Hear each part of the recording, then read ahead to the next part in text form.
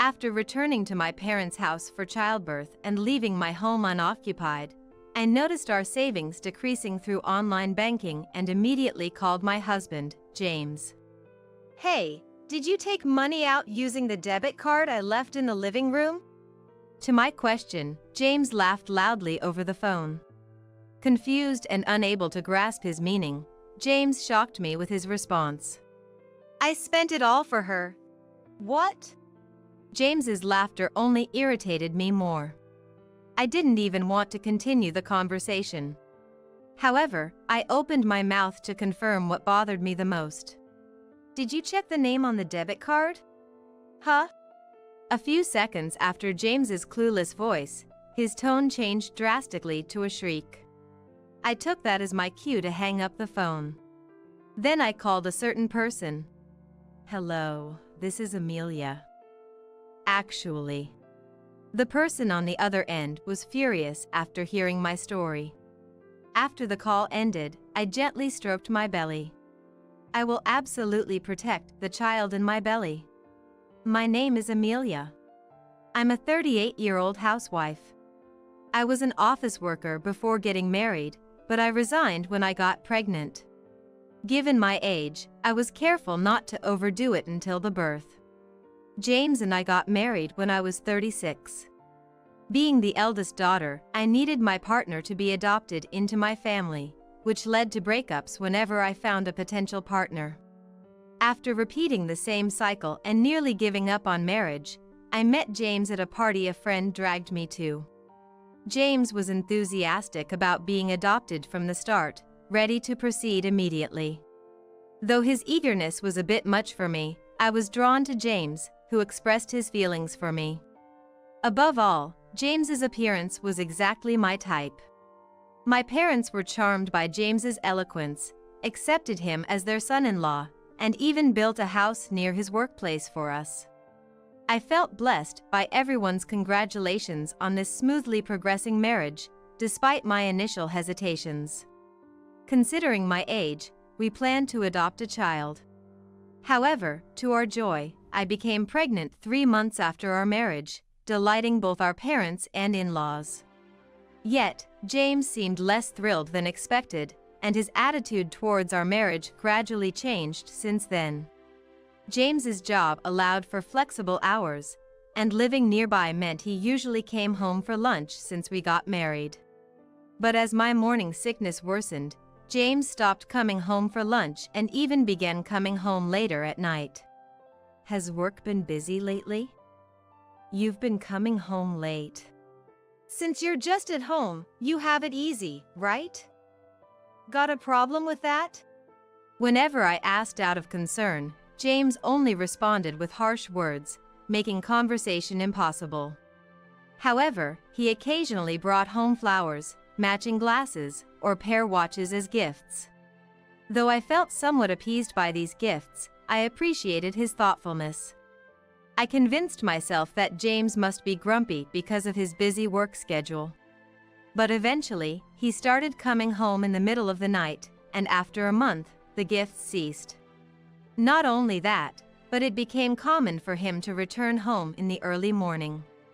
Each time James came home, he would immediately take a shower, drink only coffee, and leave for work.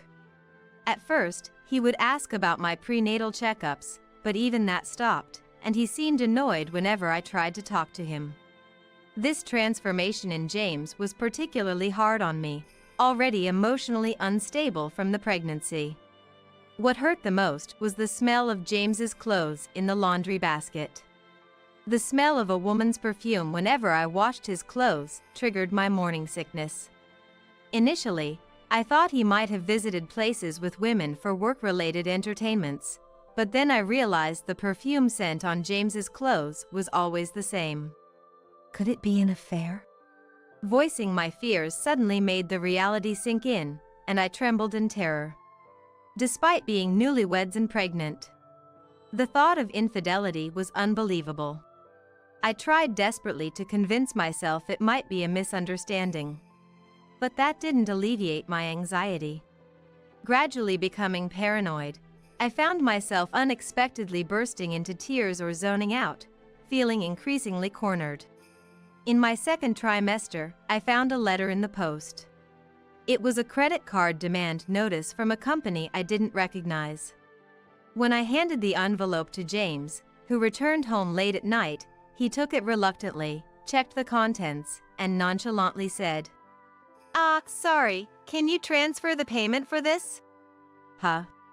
That's why I'm telling you to pay this off tomorrow," James yelled suddenly, causing me to flinch. Without paying any mind to my reaction, James pushed the credit card bill at me and headed for the shower. I stood there for a moment before coming to my senses and checking the contents of the envelope. $5,000! The amount was so staggering that I couldn't help but exclaim. What on earth was it spent on? Curiosity got the better of me, and I looked at the credit card statement. Listed were names of jewelry and novelty stores, each transaction amounting to $1,000.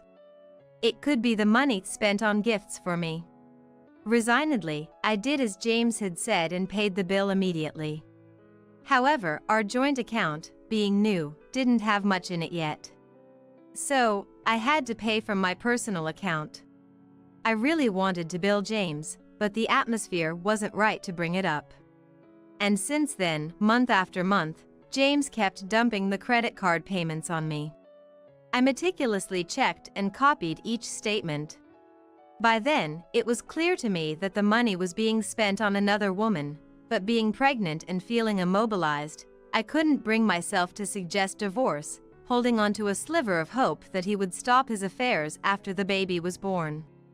However, a shocking truth came to light during a solo shopping trip one day. The day after I saw James's credit card bill. Stopping by a store, I realized it was where James had bought us matching pajamas. I remembered how happy I was when he got them, saying they were big enough to fit even as my belly grew. But my heart sank when I casually checked the price tag on a pair of pajamas. What's going on?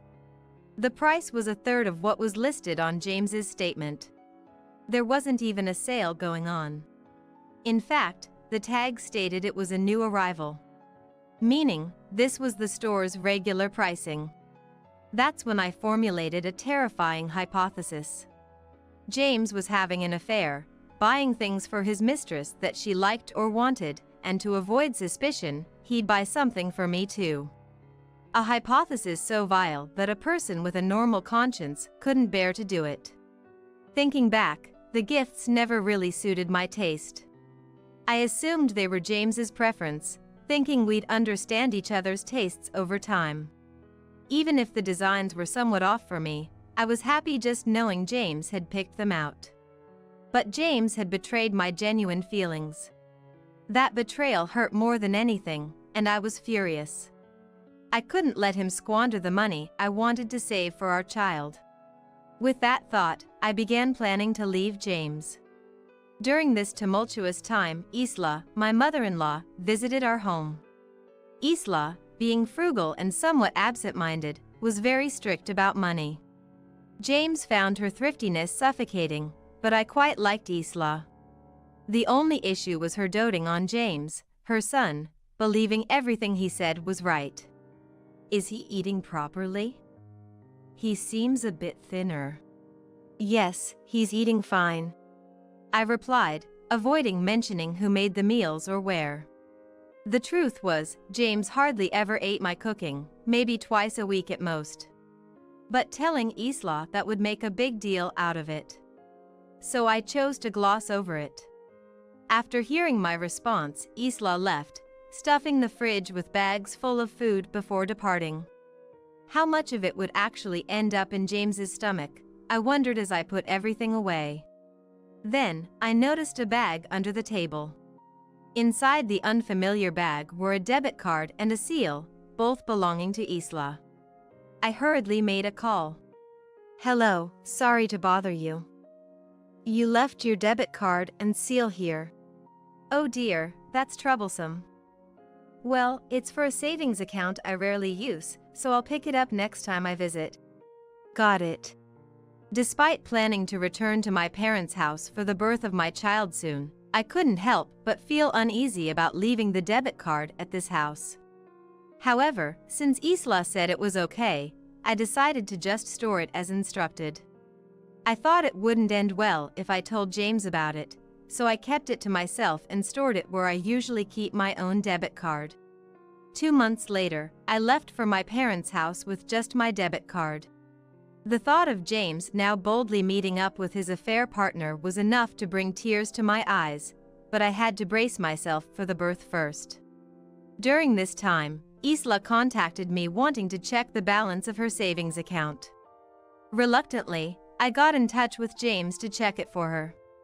Since the last transaction was a bit old and Isla is not tech-savvy, I ended up checking the amount through online banking myself. Isla's savings account already had $200,000 in it. When I told her, Isla just said, "Thanks," and hung up.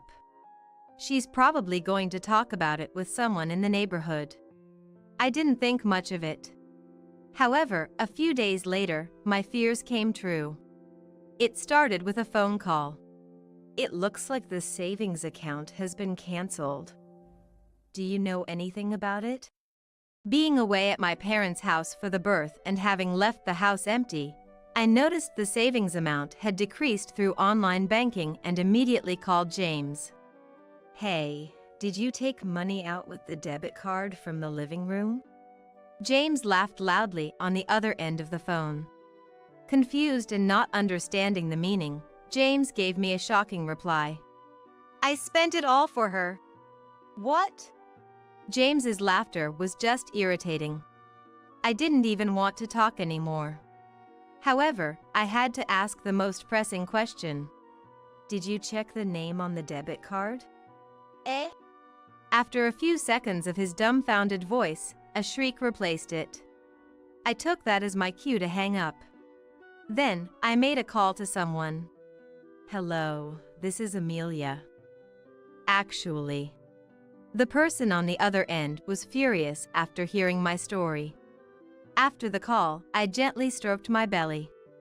"I will definitely protect this child in my belly." I immediately went to talk to Dad.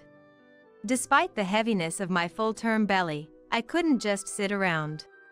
Seeing me enter his office in such a desperate state, Dad was a bit shaken but soon regained his composure.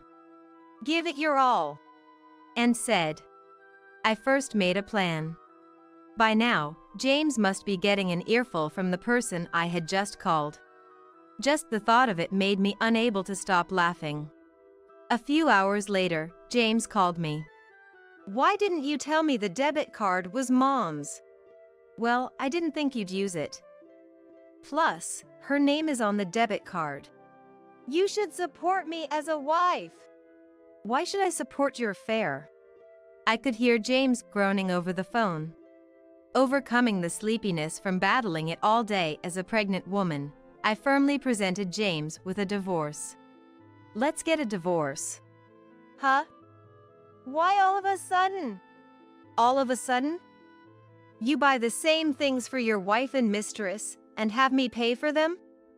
The last straw was you trying to withdraw money from my account." "Well, that account was your mom's, but I know everything now. Do we need any more reasons for a divorce? Are you going to make our child grow up with just one parent?"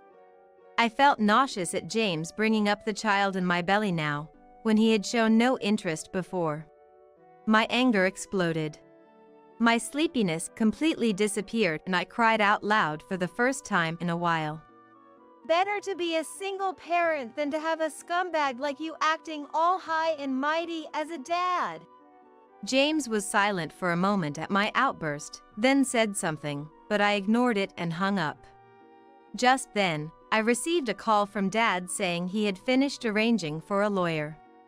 He offered to handle it on my behalf, worrying about my health, but I wanted to see James fall into hell myself, so I refused. Then, I called Isla. Without much of a greeting, she moved on to the topic of savings. "I can't believe he would misuse the funds. But, Amelia, you were also at fault. If you needed something, You could have just told me, and I would have considered it. Huh? For the sake of the child, you wanted to replace the car, right? It wasn't good for James to choose a luxury car, but Amelia, you also didn't check in advance because you were going back to your parents' house. That's not good either. I was speechless at Islah's words.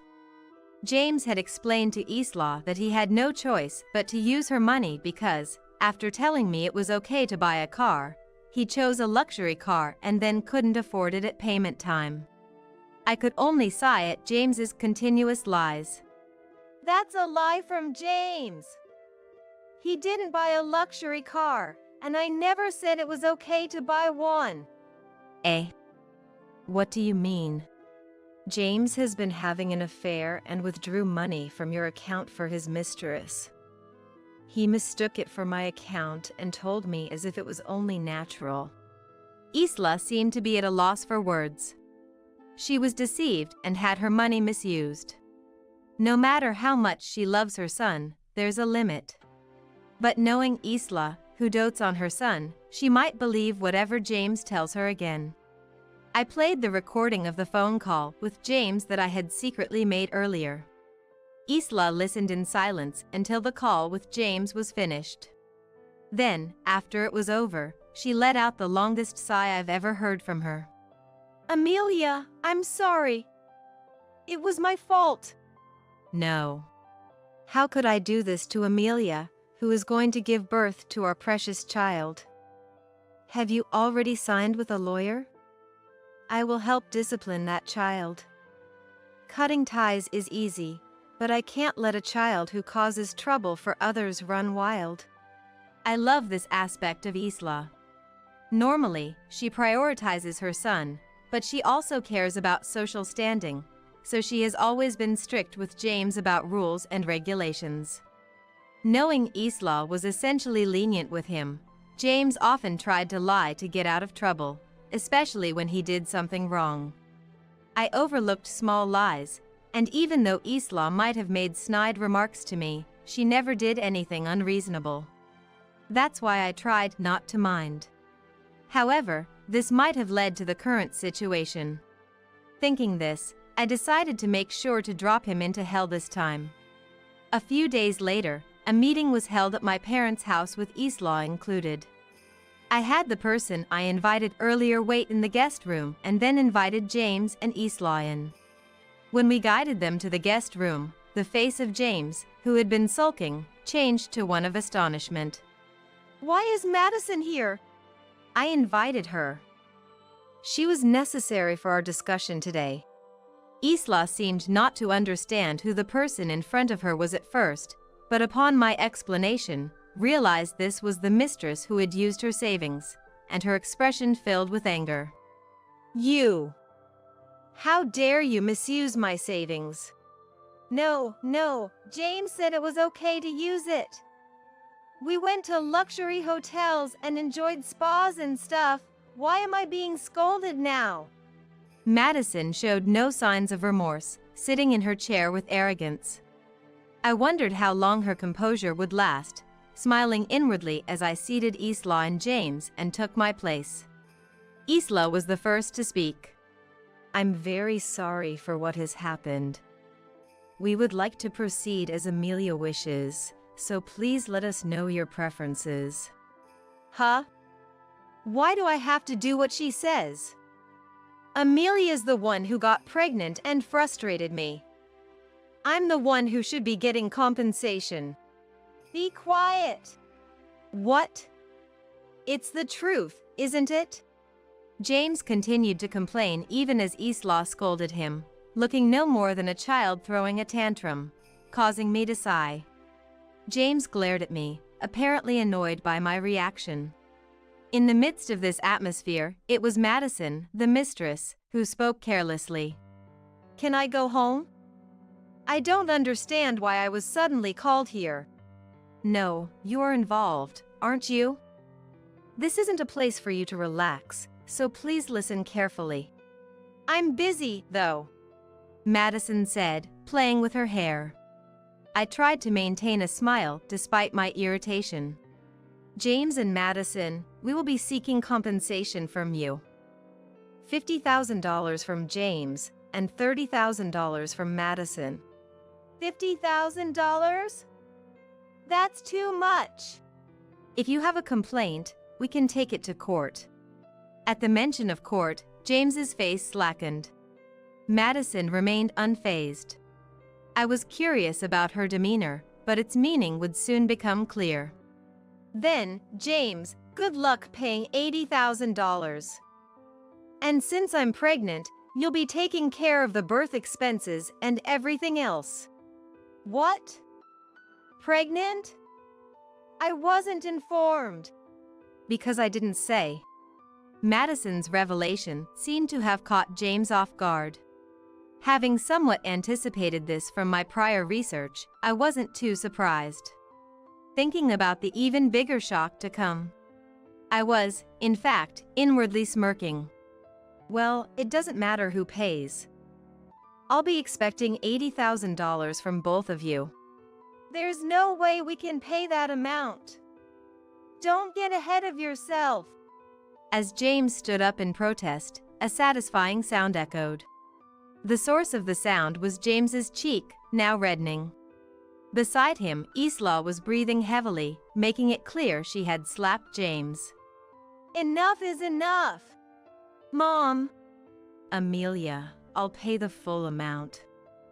Of course, I'll make sure James repays me. I'll also have him pay child support. James was left wide-eyed and frozen at Isla's words. I thanked Isla and delivered the final blow to James. Well, it might be tough, but good luck. Paying back mom and child support, and then your new life with Madison. Raising a child whose father could be anyone, James, you do have your kind moments, don't you? Whose child could be anyone? Didn't you know? Madison, it seems there are a few others. What? What do you mean? James, now standing, raised his voice towards Madison.